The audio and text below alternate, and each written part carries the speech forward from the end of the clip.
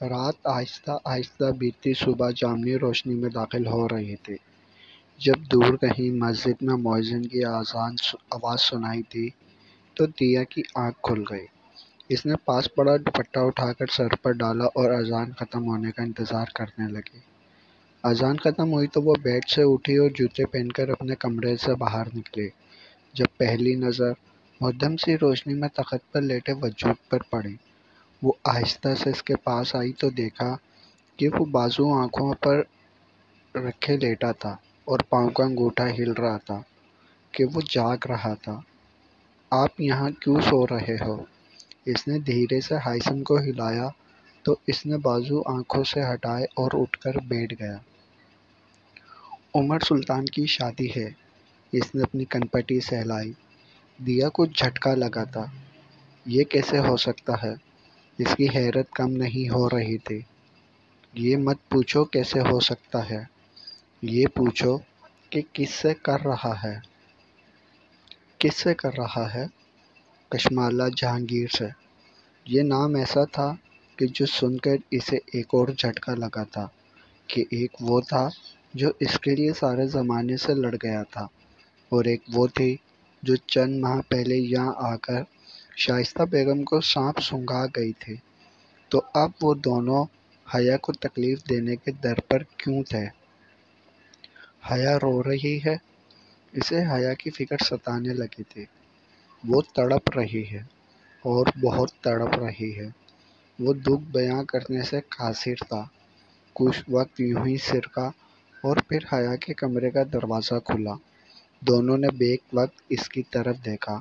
ہائسم اٹھ کر باہر نکل گیا جبکہ حیا ٹوٹی کے پاس بیٹھی ہاتھوں کو دھوئے جا رہی تھی۔ شاید وہ وضو کرنے آئی تھی اور اب بھول چکی تھی کہ کیا کرنا ہے اسے۔ دیا نے دکھ سے اسے دیکھا اور اس کے پاس آئی۔ کب ہے عمر سلطان اور کشمالہ جہانگیر کی شادی؟ اس نے پوچھا۔ کل ولیمہ ہے، ولیمے پر بلایا ہے مجھے اس نے، وہ دونوں ہاتھوں کو رگڑتے ہوئے بولی۔ آپ جائیں گی؟ اس نے پوچھا۔ نہیں۔ آپ جائیں گی حیا، اور آپ کو جانا ہوگا حیا۔ وہ دونوں آپ کو تکلیف دینا چاہ رہے ہیں اور آپ تکلیف میں ہیں۔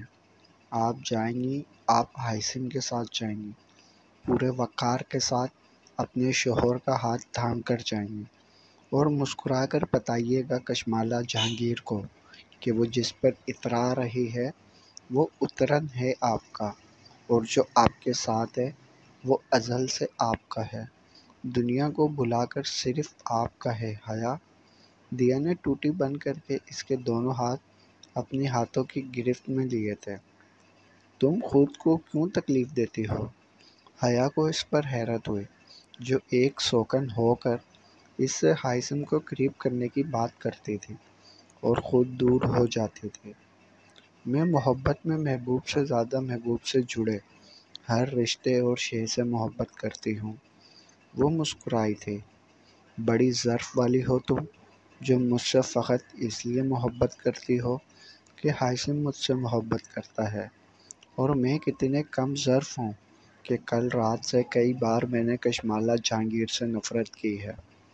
صبح کا جامنی اندھیرا چھٹ کر اب سرمئی روشنی میں بدلنے لگا تھا، اور وہ دونوں صحن میں جائے نماز ڈالے نماز پڑھنے میں مہو تھی۔ گیٹ کھلا اور ہائسم بھی مسجد سے نماز پڑھ کر لوٹ آیا تھا۔ اس کی نگاہیں حیا کے چہرے سے ٹکرائیں جہاں آنسوؤں کے نشان تھے اور آنکھیں سوجی ہوئی تھیں۔ اس نے چاہا کہ وہ دنیا کو نیست و نابود کر کے رکھ دے۔ حیا نے سلام پھیر کر اس کی طرف ایک نگاہ ڈالی اور پھر ہاتھ دعا کے لیے اٹھا دیے۔ آنکھیں نم ہونے لگی تھیں۔ برابر میں رکوع کرتی دیا کی آنکھ بھی بہنے کو بےتاب ہوئی تھی۔ ہائسم جائے نماز پر حیا کے سامنے ہو کر بیٹھ گیا اور یک ٹک اسے دیکھے گیا۔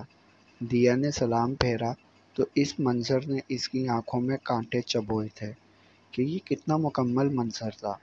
دعا کرنے کے بعد وہ جائے نماز طے کر کے کچن کی طرف جا چکی تھی، جبکہ حیا بند آنکھوں سے ابھی تک دعا مانگنے میں مشغول تھی اور ہائسم اسے دیکھنے میں حیا نے دعا ختم کر کے ہاتھوں کو چہرے پر پھیرا اور کھڑی ہو گئی۔ ہائثم نے جائے نماز اٹھا کر تہہ کی اور تخت کے اوپر بنے ریک میں رکھ کر اس کا بازو تھاما اور کمرے میں لے گیا۔ اسے صوفے پر بٹھا کر خود بھی برابر میں بیٹھا اور اس کے دونوں ہاتھ تھام کر اس کا رخ اپنی طرف کیا۔ کیا فیصلہ کیا ہے تم نے؟ دیا کہتی ہے مجھے جانا چاہیے، اور اتنا مضبوط ہو کر جانا چاہیے کہ وہ دونوں ایک عرصہ اس فیز سے نہ نکل پائیں۔ اس نے بتایا۔ تم کیا چاہتی ہو؟ میں ان کو کیا جھٹکا دوں ہائثم؟ میں تو خود ایسے فیز میں ہوں جس سے ایک عرصہ نکل پانا ناممکن ہے، اور ویسے بھی سوچا جائے تو ٹھیک کیا ہے عمر نے، وہ زندگی ایک میری خاطر کیوں برباد کرتا بھلا؟ اس کی آواز رنگ گئی تھی۔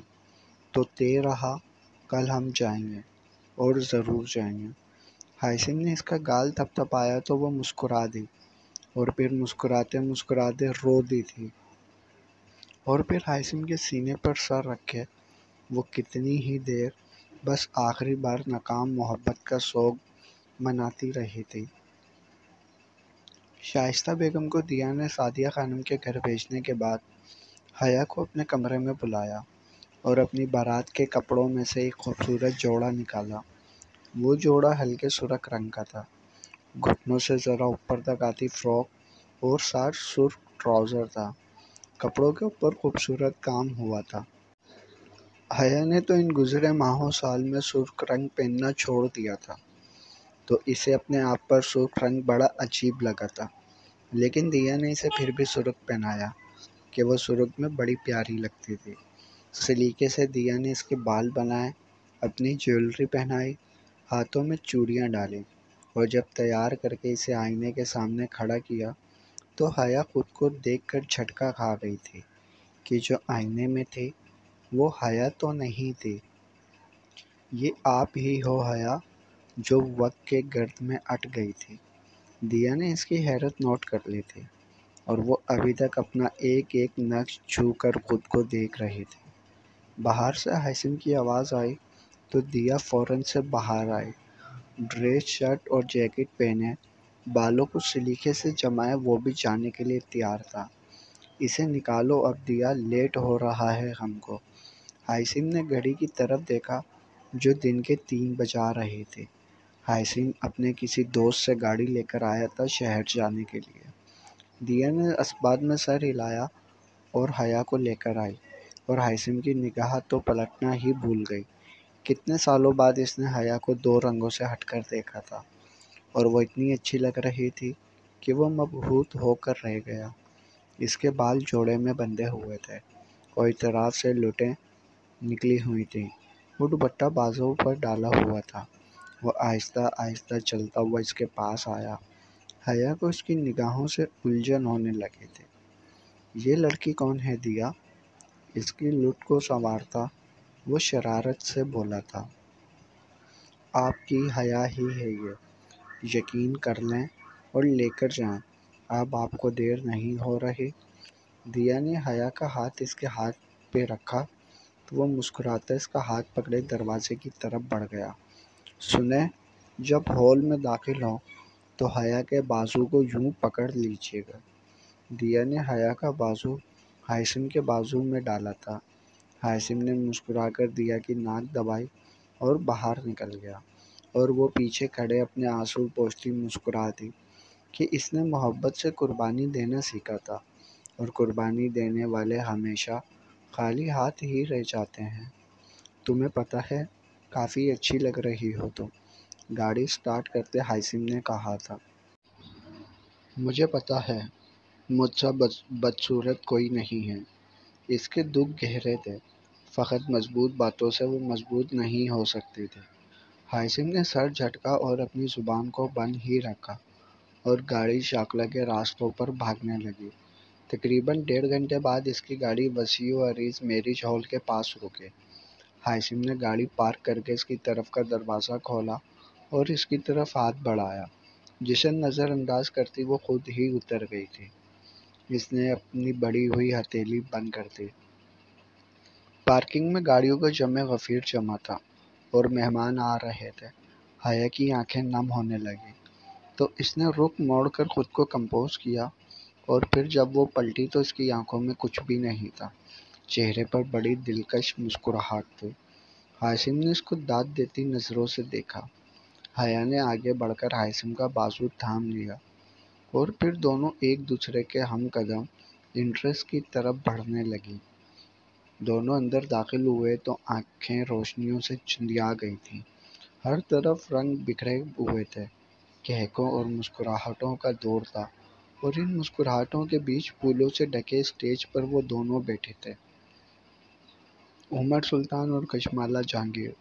نہیں، بلکہ عمر سلطان اور کشمالہ عمر سلطان۔ عمر سلطان کے پاس سجی دھجی سی کھڑی اپنی بہن کی کسی بات پر مسکرا کر سر اس بات میں ہلا رہا تھا کہ نظر سامنے سے آتے ان دونوں پر پڑی تو وہ ساکت ہو گیا۔ حیا نے کمال مہارت سے مسکراہٹ کو ہونٹوں سے چپکا دیا۔ کشمالہ نے حیا کو دیکھا تو ایک پل کو گڑبڑائی، دوسرے پل آنکھوں میں کچھ عجیب سا تاثر ابھرا، اور تیسرے پل وہ اپنی جیت پر شادمانی سے مسکراتی ہوئی نظر آئی۔ عمر سلطان کی بہن ٹینا سلطان نے اسے دیکھا تو نفرت سے نگاہیں موڑ لیں۔ وہ سب نگاہوں کو نظر انداز کرتی ہاشم کے بازوؤں پر گرفت مضبوط رکھے اس کے ہم قدم آگے بڑھے۔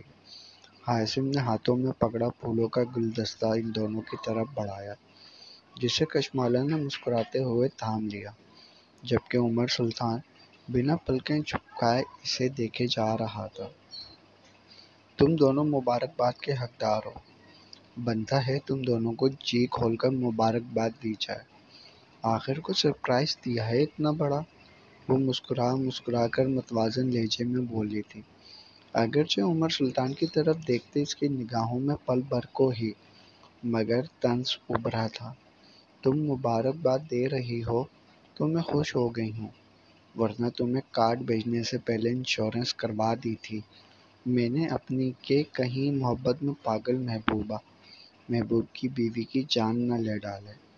کشمالہ ہمیشہ والا لہجہ اپنائے ہوئے تھے، جو 2 ماہ پہلے حیا نے یکسر بدلا ہوا پایا تھا۔ یہ تمہیں میرے بغل میں نظر آ رہا ہے نا ایک شخص، یہ میرا شوہر ہے، اور بہت محبت کرتا ہے مجھ سے، اور مجھے یہی کافی ہے۔ تم بہن ہو میری، اور بہن کی چیزوں پر ڈاکہ ڈالنے کی عادت نہیں ہے میری۔ اس نے کوئی لحاظ نہ رکھا تھا آج۔ ہاں، بغل میں وہی شور کھڑا ہے نا جو ایک اور شادی کر کے بیٹھا ہے۔ کیا کمال کی محبت ہے، میری تو آنکھوں میں پانی آ گیا۔ کشمالہ بھی کم نہ تھی، اور وہ جو تمہارے بغل میں ایک شخص بیٹھا ہے نا، اس کے بارے میں کیا خیال ہے؟ اگر یہ محبت ہے تو بھائی کمال کی محبت ہے۔ میری آنکھوں میں پانی آ گیا، اس نے بھی بھگو کر مارا تھا۔ کشمالہ ہونٹ بھینچ کر رہ گئی۔ حیا نے مسکرا کر سر جھٹکا اور ہاشم کا بازو تھامے واپس پلٹتے مڑی، اور ہاں، میری اترن رکھنے کی عادت پختہ ہو گئی ہے تم میں۔ اب میں کہہ سکتی ہوں دونوں بہنوں میں کمال کی محبت ہے۔ ایک اور طنز بھرا تیر چلاتے وہ ایک طرف رکھے صوفے پر جا بیٹھی تھی، اور اسٹیج پر بیٹھے 2 نفوس کی حالت غیر ہو رہی تھی۔ ٹینا نے کشمالہ کے کندھے پر ہاتھ رکھ کر اسے ریلیکس ہونے کا کہتے ہاتھ ایسے جھلایا جیسے کہہ رہی ہو دفع کرو۔ روشنیوں سے چمکتے ہال کے ایک کونے پر وہ ٹیبل کے گرد بیٹھی تھی، اور بہت سے لوگ پلٹ کر ایک بار اس کی طرف دیکھ کر چہمگوئی ضرور کرتے۔ وہ سب سے بے نیاز ٹانگ پر ٹانگ رکھے بیٹھی تھی۔ کھانا لگ چکا تھا، اور اب سب مہمان اپنی پلیٹوں میں کھانا ڈالے مصروف ہو چکے تھے۔ ہاشم اس کے اور اپنے لیے کھانا ڈال لایا تھا، اور وہ دونوں چپ چاپ کھانے میں مصروف تھے۔ جب کشمالہ کی چہکتی آواز اس کے کانوں میں پڑی تو اس نے پلٹ کر دیکھا۔ کشمالہ ایک عورت کے گلے لگی ہوئی تھی۔ وہ عورت نہایت دبلی پتلی اور اسمارٹ تھی، اور براؤن بال کھلے ہوئے تھے، اور رنگ بہت صاف تھا۔ حیا پہلی ہی نظر میں پہچان لیا، وہ کیترینہ تھی، کیترینہ جہانگیر کی دوسری بیوی، اور کشمالہ جہانگیر کی ماں۔ کشمالہ کی خوشی دیدنی تھی۔ ہاشم نے حیا کی نظروں کے تعاقب میں دیکھا تو سوالیہ ہوا، کہ یہ کون ہے۔ ہاشم نے اس سے پہلے اسے کبھی نہ دیکھا تھا۔ کچھ وقت مزید گزرا تو حیا نے ہاشم کو اٹھنے کا اشارہ کیا اور جانے کا کہا۔ دونوں ایک ساتھ چلتے اسٹیج تک آئے تھے۔ حیا کو دیکھ کر کترینہ جہانگیر کی آنکھوں میں ناگواری ابھری تھی۔ اوہ، یہ بھی آئی ہے۔ ان کے لہجے میں ناگواریت تھی جو حیا کو دیکھ کر ہمیشہ آتی تھی، اور حیا کو بھی وہ بالکل پسند نہیں تھی۔ ہاں آئی ہوں میں بھی۔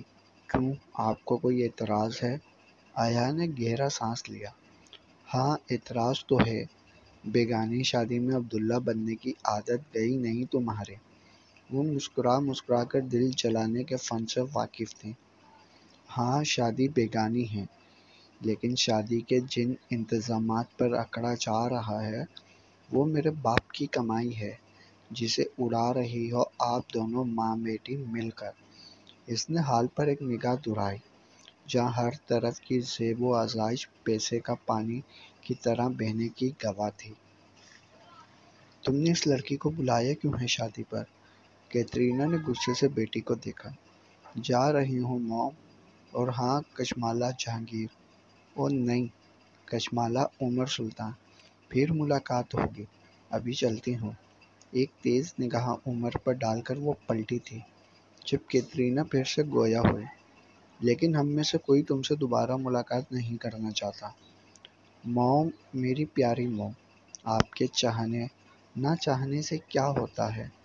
اب قسمت نے ہم سب کو ایک لڑی میں پرویا ہے، تو کہیں نہ کہیں ہم ٹکراتے ضرور رہیں گے۔ وہ 2 سیڑھیاں عبور کرتی کیترینہ کے پاس آئی۔ اور اگلی ملاقات وکیل کے دفتر میں ہوگی۔ میری پراپرٹی کے پیپرز تیار رکھیے گا۔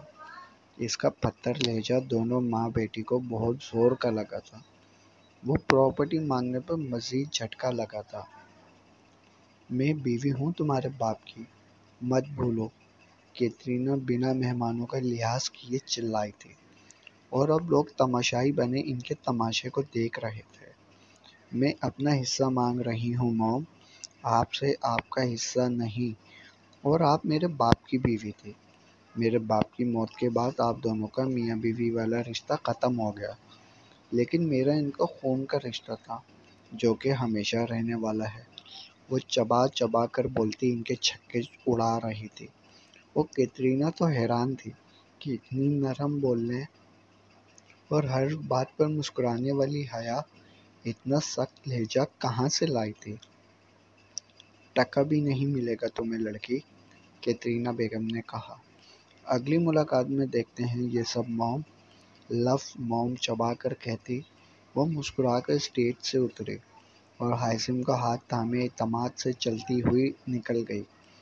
پیچھے کھڑے لوگوں کی نظریں اس پر ٹکی رہ گئیں۔ وہ ہال سے نکل کر پارکنگ میں پہنچے تھے اور ابھی گاڑی میں بیٹھنے والے تھے کہ پیچھے سے آواز سنائی دی۔ اس آواز نے حیا کے قدم زنجیر کر دیے تھے۔ وہ بھلا کیسے ہو سکتا تھا کہ وہ اس آواز کو نہ پہچانتی؟ اس آواز سے اس کے دل تک کا راستہ اب بڑا خاردار تھا۔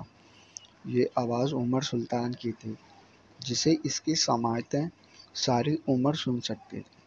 یہ آواز دھڑکنوں کو بے قابو کرتی تھی، اور اس کی دھڑکنیں بے قابو ہو گئی تھیں۔